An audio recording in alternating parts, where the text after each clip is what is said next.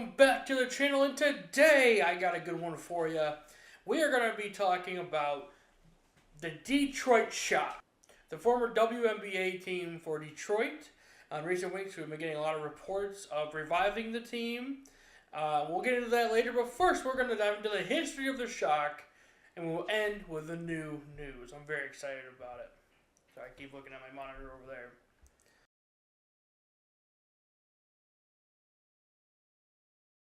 After the league formed in 1996, they had an expansion in 1997, consisting of the Washington Mystics and the subject of today's story, the Detroit Shock. They were coached by Lady Magic herself, the Basketball Hall of Famer Nancy Lieberman. Lieberman coached the Shock to a 17-13 record, missing the playoffs by one game in the rookie season. The Shock finished 15-17, worse than their first season. This made a three-way tie with the Shock, Orlando Miracle, and the Charlotte Sting. The Shock played the Sting in a one-game sudden death playoff and lost 60-54, missing out on the postseason for a second time in a row. The 2000 season wasn't any better as the Shock finished the season 14-18, tied for the last seed. They played the Mystics, their fellow expansion team, and lost, missing the postseason once again. Lieberman was fired and Greg Williams was brought in for 2001. In the 2001 WNBA draft, the Shock selected Deanna Nolan 6th overall. They finished this season with an abysmal 10-22 record, tying two other teams for last place in the East. The 2002 season wasn't much better as they started 0-10 and Williams was fired. Former Pistons enforcer Bill Laimbeer was brought in to take over as coach for the club. The team finished 9-23, but the Shock got a shakeup. The 2003 season began with Bill predicting the Shock will be league champions. The Shock ended the 2003 season 25-9, their best record to this point, and earned a number one seed for their impressive season. In order to win the championship, they would first have to go through Cleveland. The Shock beat the Rockers 2-1 in the series and moved on to the Connecticut Sun, beating them 2-0 as well, going on to the finals. The Shock were massive underdogs in this race as the reigning, defending champs, the LA Sparks, were looking to three-peat. They would not, as the Shock ended Game 3 88-78 to beat the champs and become one themselves. Ruth Riley was named MVP and the Shock became the first American pro sports team to have the worst record one year and win the league championship the next. In 2004, the Shock went 17-17. In 2005, after they hired former Piston Rick Mahorn, they posted a 16-18 record, earning a number 4 seed, but getting swept by the Sun. The Shock went 23-11 in 2006 and earned a number 2 seed in the playoffs. They swept the Indiana Fever in round 1, and they beat the Sun in the conference finals 2-1 in the series, and faced the defending champs, the Sacramento Monarchs. The Shock lost Game 1, 95-71, but came back in Game 2, winning 89-69, and they lost in Game 3. They came back in Game 4, leading into a big Game 5. Unfortunately, the Shock could not play at their home stadium, the Palace, due to scheduling conflicts. Game 5 had to be played at the iconic Joe Louis Arena. They took the series, and the Shock became two-time champions. Deanna Nolan was named MVP. In 2007, the Shock were determined to defend their WNBA title, starting with earning a WNBA best 24-10 record. They began the playoffs against the New York Liberty, who weren't even supposed to make the postseason.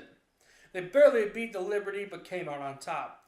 The second round was the Shock versus the Indiana Fever. They lost Game 1, but won Games 2 and 3, ending in the finals. The WNBA finals was the Shock and the Phoenix Mercury.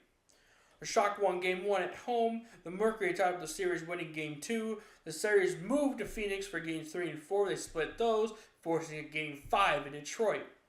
The Shock had home field advantage, but lost at the Palace. The first time a WNBA team lost the finals at home. Always seems to be a thing for Detroit teams, a first for bad things. In 2008, the Shock went 22-12, having another great year and being the best team in the East. In the first round of the postseason, the Shock defeated the Fever in 3 games. Due to scheduling conflicts, the Shock could not play at their home arena, the Palace at Auburn Hills. They had to play at Eastern Michigan Convocation Center in Ypsilanti, Michigan. They defeated the New York Liberty in 3 games, just as they did to the Fever. And they moved on to the finals once again. It was the Shock versus the San Antonio Silver Stars.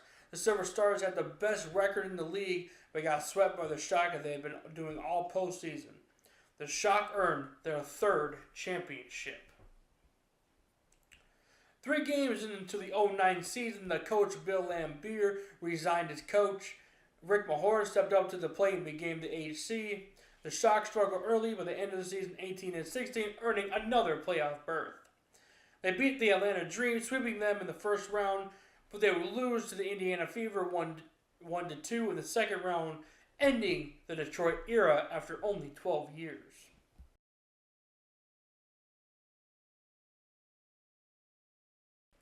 In 2024, Sports Illustrated released an article about how the Pistons are discussing reviving the Shock.